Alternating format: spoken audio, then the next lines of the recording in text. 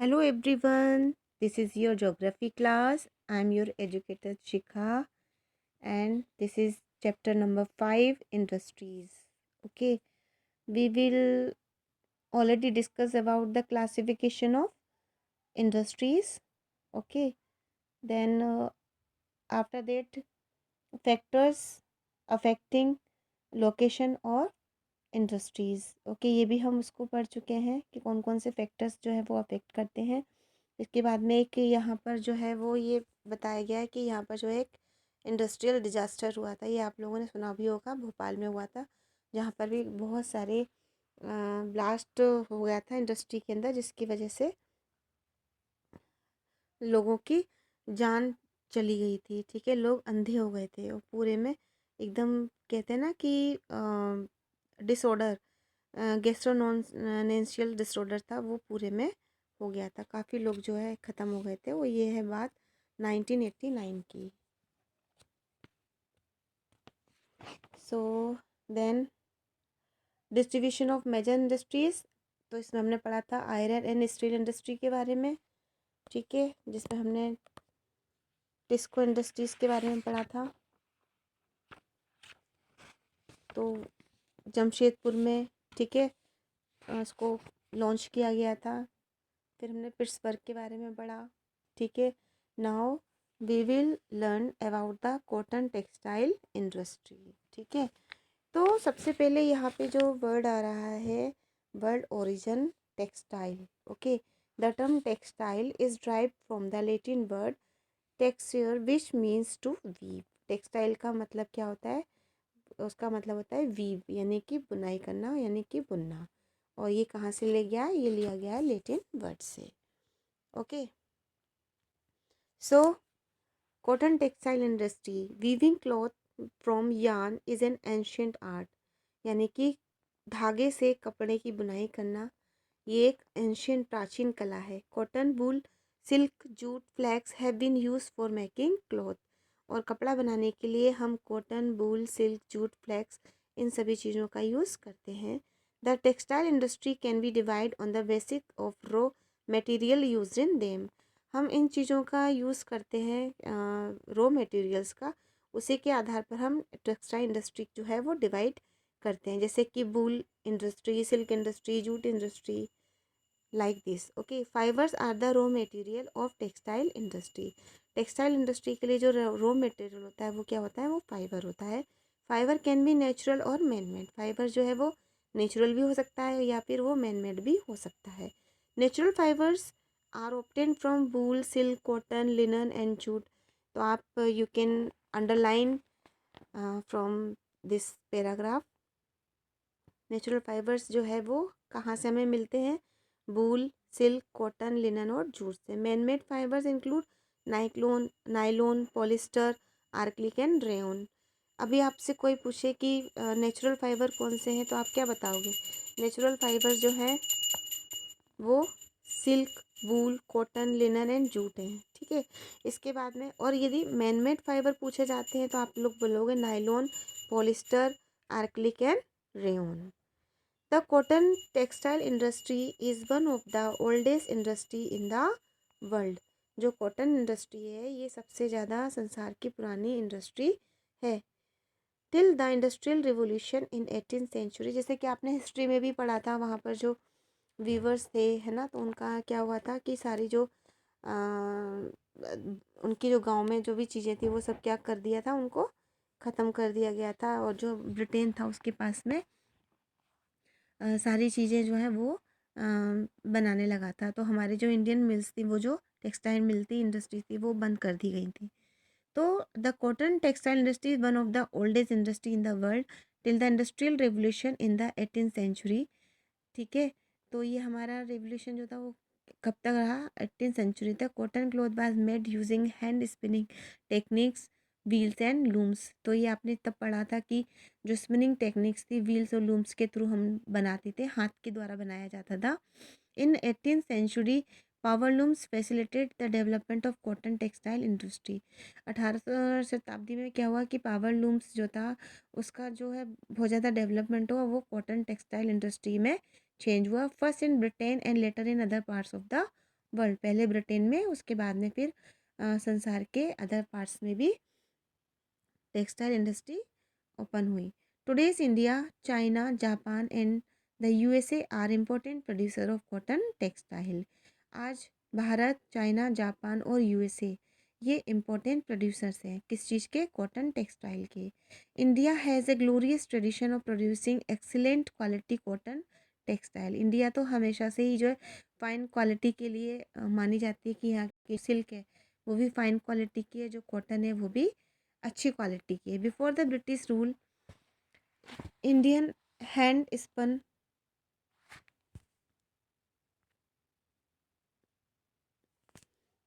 And hand woven cloth already had a wide market. ठीक है, तो यहाँ पे क्या था कि जब ब्रिटिश जो शासन था उस समय क्या था कि जो भारतीय लोग थे वो हाथों से बना रहे थे, है ना, चरखे से जो है वो वोवन कर रहे थे, और वो उसका जो था बहुत सारी जो चीज़ें थी बनी हुई वो मार्केट में मिल रही थी। The muslin of Dhaka, chintz of Masulipatnam, calicoes of Calicut and gold broad cotton of Burhanpur, Surat and Vadodara were known worldwide for their quality and design.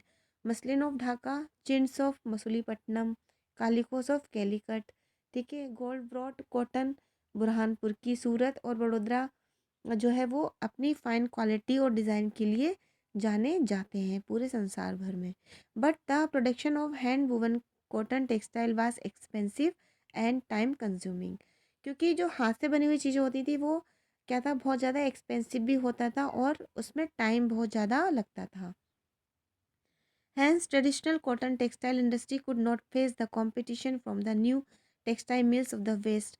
तो क्या हुआ कि जो ट्रेडिशनल जो हमारी चल रही थी कॉटन टेक्सटाइल इंडस्ट्री वगैरह, वो बहुत सारे कंपटीशन जो थे टेक्सटाइल मिल्स को लेके वेस्ट में, तो वो उसको फेस नहीं कर पा रहे थे, which produce cheap and good quality fabric through mechanize industrial unit. यानी कि वो वहाँ पे क्या हो रहा था कि सस्ती और अच्छी क्वालिटी के फैब्रिक जो है वो मैकेनाइज्ड किए जा रहे थे।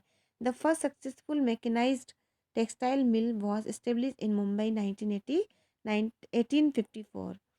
ठीक है, जो फर्स्ट मैकेनाइज्ड जो टेक्सटाइल मिल थी वो मुंबई में 1854 में इस्टेब्लिश की गई थी।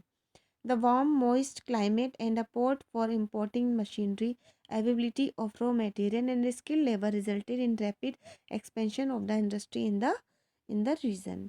तो जैसे कि हमने पहले पढ़ा था कि इंडस्ट्री खोलने के लिए हमें किन चीज़ों की, लोकेशन की हमें ज़रूरत होती है कि उस लोकेशन पे हमारे लिए कौन कौन सी चीज़ें जो है वो नीडेबल है, अवेलेबल है या नहीं है। ठीक है, तो रॉ मटेरियल, स्किल लेबर की ज़रूरत होती है। ठीक है, किसी भी एरिया में हमें इंडस्ट्री ओपन करने के लिए। Initially this industry flourished in the state of Maharashtra and Gujarat because of favourable humid climate. और इसी वजह से क्या हुआ कि जो महाराष्ट्र और जो गुजरात है वहाँ पे क्या हुआ कि फेवरेबल ह्यूमिड क्लाइमेट होने की वजह से वहाँ पर उस स्टेट में जो इंडस्ट्री थी वो काफ़ी फ्लरिश्ड हो रही थी। बट टुडे, लेकिन आज humidity can be created artificially. लेकिन आज हम आर्टिफिशियल ह्यूमिडिटी क्रिएट कर सकते हैं। And raw cotton is a pure and not weight losing raw material, so this industry has spread to other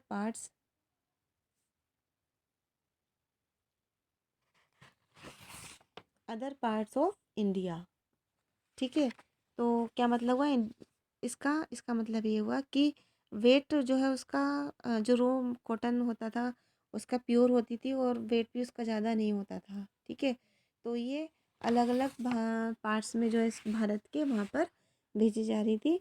Coimbatore, Kanpur, Chennai, Ahmedabad, Mumbai, Kolkata, Ludhiana, Pondicherry and Panipat are some of the other important centres. तो ये जितने भी नाम हैं कोयम्बटूर, कानपुर, चेन्नई, इन पे आप अंडरलाइन कीजिए। ये इम्पोर्टेंट लाइन्स हैं जो आपको पता होना चाहिए कि कहाँ कहाँ पर ये इम्पोर्टेंट सेंटर्स हैं। Ahmedabad, it is located in Gujarat on the bank of the Sabarmati river. Ahmedabad जो कि गुजरात में है और जो साबरमती नदी के किनारे पर है। The first mill was establish in 1859। जो पहली हमारी जो मिल थी वो इस्टेब्लिश की गई थी 1859 में। It soon became the second largest textile city of India. ठीक है, यह सबसे बड़ी जो थी लार्जेस्ट टेक्सटाइल सिटी थी भारत की।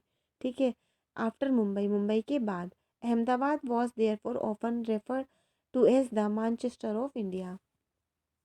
तो यहाँ पे जो हम कह सकते हैं अहमदाबाद को मैनचेस्टर ऑफ इंडिया। ठीक है, आपसे कोई पूछता है कि मैनचेस्टर ऑफ इंडिया किसको रेफर हम करेंगे, तो हम करेंगे अहमदाबाद को। Favourable locational factors were responsible for the development of the textile industry in Ahmedabad. जैसे कि हम लोग जानते हैं कि फेवरेबल चीज़ें हमें, लोकेशंस जो फैक्टर्स होते हैं वो रिस्पॉन्सिबल करते हैं किसी भी चीज़ के, किसी भी इंडस्ट्री को डेवलप करने के लिए, तो वो सारी चीज़ें अहमदाबाद में हैं। Ahmedabad is situated very close to cotton growing area. Ahmedabad जो है वो बहुत ज़्यादा क्लोज है किस किसके लिए, क्योंकि वहाँ पे जो कॉटन है, बहुत कॉटन ग्रोइंग एरिया जो है बिल्कुल अहमदाबाद के पास ही है। This ensure easy availability of raw material. ठीक है, जिससे कि हमें पता चलता है कि यहाँ पे रॉ मटेरियल काफ़ी ज़्यादा ईजी तौर पे हमें मिल जाता है। The climate is ideal for spinning and weaving. तो वहाँ का क्लाइमेट भी कैसा है, वीविंग और स्पिनिंग के लिए बहुत अच्छा है। The flat terrain and easy availability of land is suitable for the establishment of the mill. किसी भी मिल को स्टेबलाइज करने के लिए हमको इन सारी चीज़ों की ज़रूरत होती है जो कि वहाँ पर अवेलेबल है। The densely populated state of Gujarat in Maharashtra provide both skill and semi skill labour. क्योंकि वहाँ पे जनसंख्या बहुत ज़्यादा है गुजरात और महाराष्ट्र में, तो फिर वहाँ पे जो है स्किल्ड और सेमी स्किल्ड लेबर भी प्रोवाइड हो जाती है। Well level developed road and railway network permits easy transportation of textile to different part of the country. और इसके साथ ही क्या होता है कि जो रोड से और जो रेलवे से वो काफ़ी सॉरी क्लास, काफ़ी डेवलप है। तो हमें यदि वहाँ पे कोई भी चीज़ें भेजनी है डिफरेंट पार्ट्स में कंट्री के, तो हम वहाँ पर उसको ट्रांसपोर्ट कर सकते हैं। Thus providing easy access to the market. हम मार्केट में भी एक्सेस ले सकते हैं कि भाई किस तरीके से चीज़ें मार्केट में जा रही है, कैसे कैसे प्रोवाइड उसको हम कर रहे हैं। Mumbai port near by facilitate import of the machinery and export of the cotton textile. तो मुंबई पोर्ट जो है वो वहाँ पर है, और आपको पता है कि जो भी इंडस्ट्री है वो जो ओपन करते हैं तो वहाँ पे पोर्ट का होना भी ज़रूरी है, क्योंकि हमें चीज़ों को इम्पोर्ट भी करना होता है, एक्सपोर्ट करना होता है। But in the recent year, लेकिन कुछ सालों में Ahmedabad textile mill have been having some problem. लेकिन यहाँ पे क्या हुआ, कुछ प्रॉब्लम्स आ गई। Several textile mills had close down. और जो मिल्स थी वो क्या हुआ, वो क्लोज हो गई।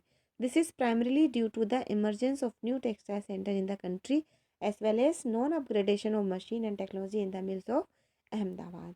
तो इसके पीछे भी फैक्टर्स रहे हैं। क्या फैक्टर्स थे किसी भी इंडस्ट्री को बंद होने के लिए, तो उसमें क्या था, उनका अपग्रेडेशन नहीं हो पा रहा था। ठीक है, नॉन अपग्रेडेशन था वहाँ पर। मशीन्स पुरानी, टेक्नोलॉजी भी नई आ चुकी, लेकिन वो सारी चीज़ें उस समय पे नहीं थी, जिसकी वजह से क्या हुआ, वहाँ पे प्रॉब्लम्स क्रिएट होने लगी। Osaka it is an important textile centre of Japan. Japan का जो है सबसे इम्पोर्टेंट टेक्सटाइल है। Also known as the Manchester of Japan. इसको मैनचेस्टर ऑफ जापान कहा जाता है। किसको कहा जाता है, ओसाका को। और मैनचेस्टर ऑफ इंडिया किसको कहा जाता है, जल्दी से कमेंट सेक्शन में बताइए। The textile industry develop in Osaka due to the several geographical factors. ठीक है, बहुत सारे जोग्राफिकल फैक्टर्स हैं जो कि इंडस्ट्री को डेवलप करने के लिए वहाँ पर है। The extensive plain around Osaka ensure that land was easily available for the growth of cotton mills. ठीक है, तो लैंड वहाँ पर अवेलेबल है। वार्म ह्यूमिड क्लाइमेट है। Well suited to spinning and weaving, जो कि ज़रूरत होता है। The river Yodo provide sufficient water for the mills. और मिल के लिए जो पानी की ज़रूरत होती है वहाँ पर रिवर योदो है। Labour is easily available. Labour वहाँ पर आराम से मिल जाता है। Location of port facilitate import of raw cotton and for exporting textile. तो वहाँ पर पोर्ट भी है एक्सपोर्ट इम्पोर्ट करने के लिए। ठीक है, the textile industry at Osaka depend completely upon important raw material. पूरी तरीके से रॉ मटेरियल पर वो डिपेंड है। Cotton is important from Egypt, India, China and USA. Cotton is import की जाती है कहाँ से, इजिप्ट, इंडिया और चाइना एंड यूएसए से। The finished product is mostly exported and has a good market due to good quality and low price. यहाँ पे क्या होता है, प्रोडक्ट जो है वो बनाए जाते हैं एक्सपोर्ट किए जाते हैं अच्छे मार्केट में, अच्छी क्वालिटी के साथ और कम पैसों में। Though, it is one of the important textile cities in the country of late the cotton textile industry of Osaka has been replace by other industry. लेकिन यहाँ पे क्या हुआ कि जो रिप्लेस कर दी गई हैं दूसरी इंडस्ट्री की वजह से, such as iron and steel machinery, ship building, automobiles, electrical equipment and cement.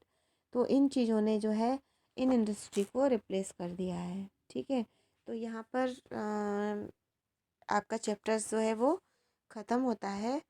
और यदि हम यहाँ पे देखें, डू यू नो में about 1/3 of Indian textile industry total production is exported.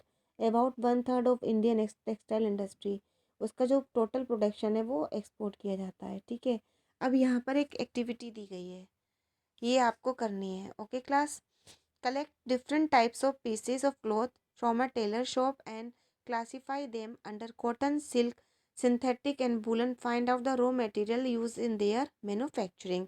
आपको इसके लिए एक फ़ाइल मेंटेन करनी होगी 3-4 पेजेस की। ठीक है, उसके फर्स्ट जो पेज होगा उस पर आपको स्कूल का नेम मेंशन करना होगा, अपना नाम मेंशन करना होगा, सब्जेक्ट मेंशन करना होगा। ठीक है, उसके बाद सेकंड पेज पर जो है आप जो भी कॉटन क्लॉथ या सिल्क क्लॉथ या वुलन जो भी आपको मिलता है फैब्रिक, ठीक है, आप जो है उसको लेफ्ट हैंड साइड पेज पर उसको आप स्टिक करेंगे और राइट हैंड साइड पर आप उसको neat and clean hand writing पर उसके बारे में लिखेंगे कि ये किस टाइप का क्लॉथ है, कहाँ पर मिल रहा, ठीक है, इसका टेक्सचर कैसा है, इसकी क्वालिटी कैसी है, इसके बारे में आपको एक पूरी प्रोजेक्ट फाइल रेडी करनी है। ठीक है, तो ये आपका वर्क है। और क्लास, एक चीज़ और बता दूं मैं आपको कि आपको ऑनलाइन क्लासेस लेना बहुत ज़रूरी है, क्योंकि जो आपकी परसेंटेज है वो आपके डिपेंड करेगी आपकी अटेंडेंस के ऊपर। तो अटेंडेंस यदि आपकी शॉर्ट होती है तो आपकी परसेंटेज भी शॉर्ट हो जाएगी। तो इसको आप माइंड में रखिएगा। ठीक है, सो अब यहाँ पर जो है आपकी exercise number 2, tick the correct option. Fort Gloster is located in, Fort Gloster कहाँ पे लोकेटेड है, ये है वेस्ट बंगाल में। ठीक है, which one of the following is a natural fibre, natural fibre कौन सा है इसमें से, जूट। क्वेश्चन नंबर 4 यानी कि एक्सरसाइज 4 है, यहाँ पे raw materials, give 2 example of the following in the space provided. यहाँ पे ये एक्सरसाइज 4 है, यहाँ पे स्पेस दिया हुआ है। फर्स्ट में you can see raw materials, यहाँ पे डैश किया हुआ है, तो यहाँ आपको लिखना है पहले में आयरन और सेकंड में लिखना है कॉटन। ठीक है, second and product, and product में आपको फर्स्ट लिखना है क्लॉथ एंड सेकंड में लिखना है स्टील। थर्ड है टर्जरी एक्टिविटीज़, तो टर्जरी एक्टिविटीज़ में फर्स्ट आपकी आएगी ट्रांसपोर्ट, सेकंड आएगी बैंकिंग। फोर्थ है एग्रो वेस्ट इंडस्ट्री, फर्स्ट में आपको लिखना है कॉटन टेक्सटाइल और सेकंड में लिखना है वेजिटेबल ऑयल। कॉटेज इंडस्ट्री, इसमें लिखना है आपको बास्केट वीविंग और सेकंड में लिखना है पॉटरी। फिर फोर्थ फिफ्थ है, यहाँ पर आपका कंप्लीट हुआ। 6 नंबर पे देखेंगे आप कोऑपरेटिव्स, तो यहाँ लिखेंगे आप फर्स्ट नंबर पे सुधा डेयरी और सेकंड पे लिखेंगे आनंद मिल्क यूनियन। ठीक है, तो ये आपका यहाँ पर एक्सरसाइज पार्ट कंप्लीट होता है।